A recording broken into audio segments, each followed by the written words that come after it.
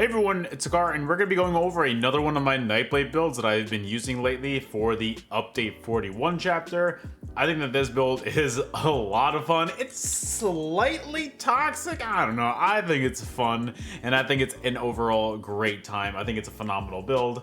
The damage on it's really nice, the recovery is pretty good as well, and the damage mitigation is pretty nice too. So overall, I think that it is a very, very solid build. And real quick, before we get started, if you find any of this build useful at all, hitting that like and subscribe button really helps me out a lot. All right, so without further ado, let's get started.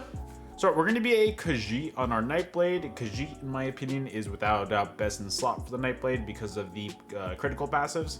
The critical passives for Khajiit just go hand in hand, and they really just work so well together. In my opinion, if you're not a Khajiit on your Nightblade, you're definitely missing out. But overall, I definitely would go that for your race.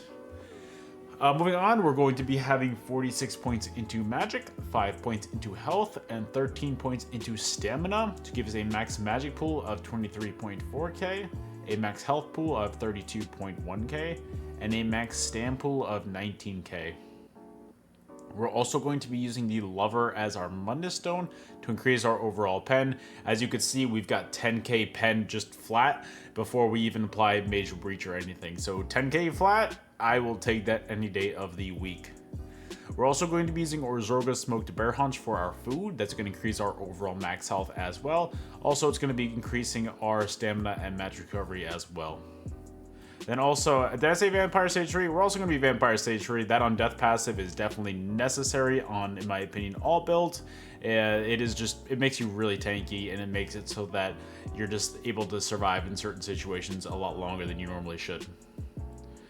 And then also, moving on to our gear, we're going to be using Maersalok as our monster set. We're going to be using a heavy impen helmet and a medium impen shoulder. Maersalok is going to give us a line of max stamina, and then the two-piece is when you deal damage with a melee heavy attack, you spew a Cone of Corruption, dealing 6,400 disease damage to enemies over 4 seconds, and that damage is going to be increased by 10% for each negative effect that you're going to have on your enemies. So that is a massive amount of damage. That extra damage that you apply by having those negative effects is huge, and you have so many negative effects that you're going to stack on your enemies with this build. Just to real quick add a few to the list, we're going to be having 3 from Ellie's Susceptibility, 1 from Rending Slashes. We're going to have a disease one right here, so that's at least a minimum 50% right there, and that's just like bare minimum. It might get higher as time goes on, who knows, but right there, I think that that is massive. That extra damage is huge. On our body at all times, we're going to be using Heavy Reinforced Dragon's Appetite for our 5-piece set on this build for our chest. So, Dragon's Appetite is going to give you a line of weapon and spell damage, 2 lines of stamina recovery, and then the 5-piece increases your damage to bleeding enemies by 225. So that 225 is a flat 225, not 225 weapon and spell damage. That is a flat 225. So say you do 1,000 damage to somebody, now with Dragon's Appetite proc, it's going to be 1,225. So that extra sustained pressure that you have on your enemies is buffed by your Dragon's Appetite, and that is massive. So also, dealing non-bleed damage to your enemies is going to give you a stack of Dragon's Appetite, and that can stack every once per half second. And then at 10 stacks, you're going to heal for 10,700 health as well. So not only is it a great extra amount of damage, but it also is a nice little heal every so often too. That is definitely awesome for your overall healing sustain, and it just really helps it so you don't need to go full burst heal every 2 seconds, because Dragon's Appetite kind of helps out as well. We're also using medium impen hands for Dragon's Appetite. We have a few extra slots on this build, so we're using 1-piece Druid Sash as well, light impen, and that is going to give you an extra line of max health to really get your stats buffed up. And then heavy reinforced legs of Dragon's Appetite, and then medium feet of Dragon's Appetite in impen as well. Your mythic on this build is going to be Death Dealer's Fate. I think Death Dealer's Fate is probably one of the best mythics in the game. We're going to be using an infused weapon and spell damage enchantment on it. Death Dealer's Fate is going to basically give you an extra 2,600 max health, max stam, and max magic when you're at full stacks. All you have to do is just be in combat to start building your stacks. So that just makes it so that you're a lot heavier on your health, magic, and stam. It makes you a lot beefier as a target. And if you read on the Dragon's Appetite, it's going to be affected by your max magic health or max magic or stamina. So that's going to also buff that when you're at full stacks, and you're going to get higher Dragon's Appetite heals. Overall, Death Dealers I think just works really well with this build. We're also using an infused ring of Dragon's Appetite in the infused trait. I already said infused with a weapon and spell damage enchantment on it as our one ring. And then as our necklace, we're going to be using a necklace of the trainee infused with a weapon and spell damage enchantment on as well. We had one more extra slot on this build, and getting that trainee is going to really increase your max health. And then we're also using on our front bar Master's Perfected Maces because we want to make this build really toxic. So we're using maces for both of those because that's going to increase your overall penetration. And we're going to be doing on our main hand Nirnhund with a disease enchantment on it. And Offhand is going to be charged with a physical damage enchantment on it as well to restore that stamina. So Master's Perfected Maces, it's going to give you a line of crit chance. And then dealing damage with Twin Slashes, you're going to deal an additional 879 more damage to each hit of the initial attack and the bleed as well. And that damage will go up when you get your Major Brutality and Sorcery buff. And also you also have Minor Courage on this build, so it's going to go up even higher because of that as well. So that's just going to add a lot of pressure. I was thinking, hey, Nightblade has a lot of burst potential. What if we add a little bit of dot pressure into the mix? How does that perform? And let me tell you guys, it performs really well. It's awesome. I love it. So moving on, we're going to be using for our back bar set, we're going to be using Vateshran's Perfected Ice Staff, defending with an increased weapon spell damage enchantment on it. So Vateshran's going to give you a line of offensive pen for the Perfected line. So again, if you don't have Vateshran Ice Staff, I definitely recommend farming it because you don't really need to get the Perfected version because the Perfected is usually going to be on your back bar and you don't need offensive penetration on your back bar. So just go for the normal one. Make sure you get the Vateshran Ice Staff because honestly, a lot of builds use it, and it's really strong. I definitely recommend using this.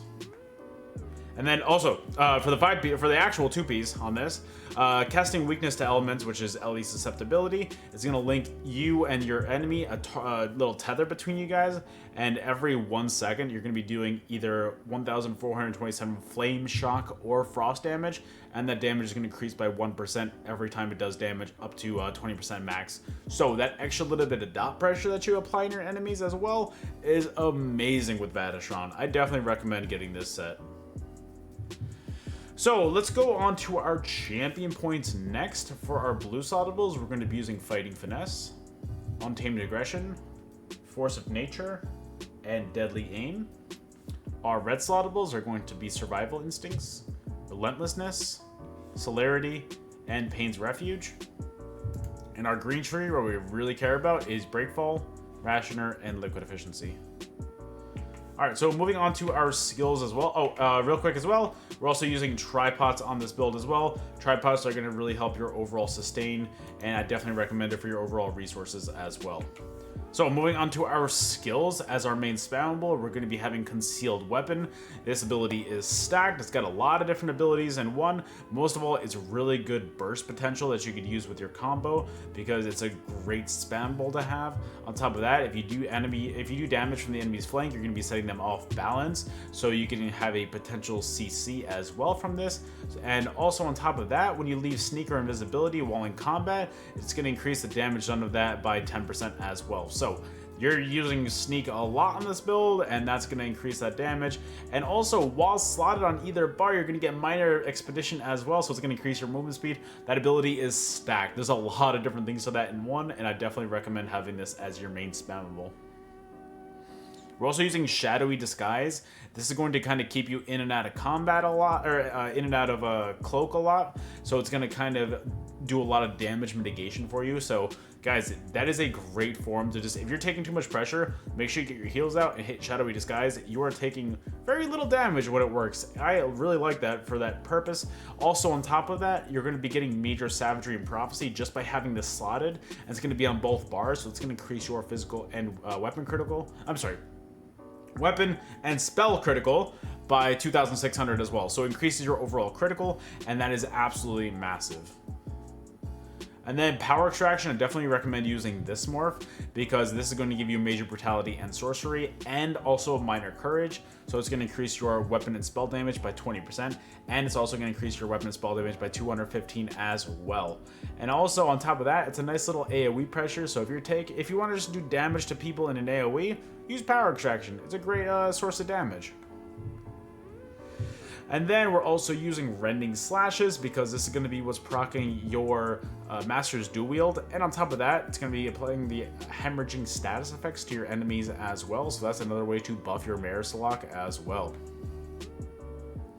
And then Merciless Resolve, which is the most OP skill in the game.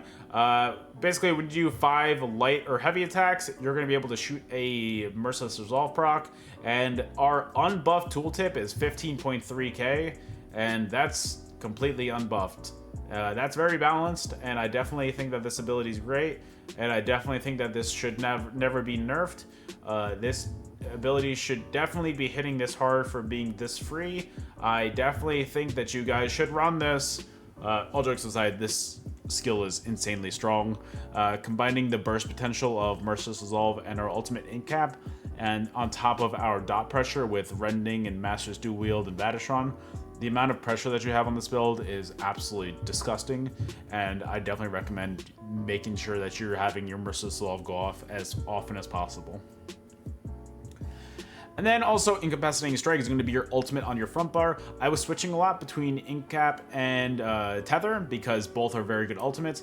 The way I was doing it is if I was solo, I would run Ink Cap, but if I was in a duo, I would mostly run Tether because Tether, I like that AoE pressure, but Ink Cap, the extra free damage that you have on there is amazing. And on top of that, it's a very cheap ultimate, so you could throw these out like cake. It is amazing.